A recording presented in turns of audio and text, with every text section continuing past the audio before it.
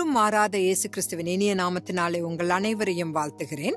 இன்று ஏன் 666 முத்திரையை கிறிஸ்தவர்கள் எடுத்துக்கொள்ளக்கூடாது என்பதை குறித்து நாம் தியானிக்கலாம்.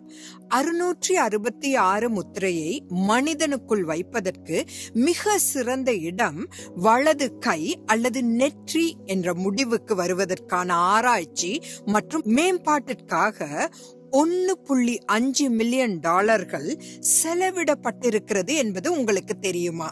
இதை அப்போஸ்தலன் யோவான் 2000 ஆண்டுகளுக்கு முன்பு பத்மோ தீவில் இருந்த போதே கணிக்க முடிந்தது. 7 வருட அந்தி கிறிஸ்துவின் ராஜ்யத்தின் போது கள்ள தீர்க்கதரிசி உலகின் ஒவ்வொரு குடிமகனின் நடவடிக்கைகளையும் உளவு பார்க்க விரும்புகிறான். மேலும் அந்த மிருகத்தின் உருவத்தை வணங்க மறுத்து கொல்லப்படுகிறவர்களை பற்றியும் குறிப்பிடுகிறார். வெளிப்படுத்தல் 13வது அதிகாரம் 16-18 இதை நாம் வாசிக்கிறோம். இந்த மைக்ரோசிப் ஏற்கனவே உலகின் பல பகுதிகளில் பயன்படுத்தப்பட்டு வருகின்றன என்பதை தயவு செய்து கவனியுங்கள். சில உதாரணங்களை நான் கூறுகிறேன்.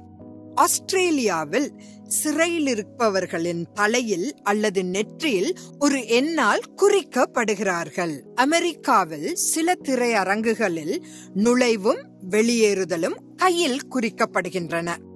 666 என்பது எண் குறியீடு என்று அழைக்கப்படுவதிலிருந்து உருவானது. இந்த முக்கோணங்களை பாருங்கள். இறுதியாக கள்ள திருத்துவம் 666 எடுத்துக் கொண்டுள்ளது. கேப்ஸ்டோன், அதாவது உச்சியில் எல்லாவற்றையும் காணும் கண்ணை பாருங்கள். இந்த உலகில் உள்ள ஒவ்வொரு தனிநபரும் கண்காணிக்கப்பட முடியும்.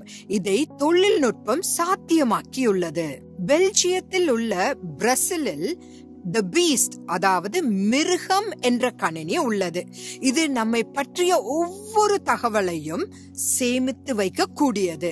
நாம் யார், நம்முடைய சுகாதார காப்பீடு என்ன, குடும்ப விவரம், வங்கி கணக்கு விவரங்கள், பயண ஆவணங்கள் முதலியன அங்கு சேர்த்து வைக்கப்படுகின்றன.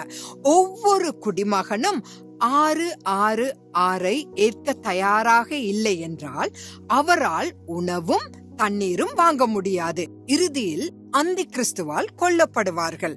ஆகவே இக்காலகட்டத்தில், அதாவது கடைசி காலகட்டத்தில் வாழும் நாம் ஒவ்வொருவரும் விழிப்புடன் இருக்க வேண்டும்.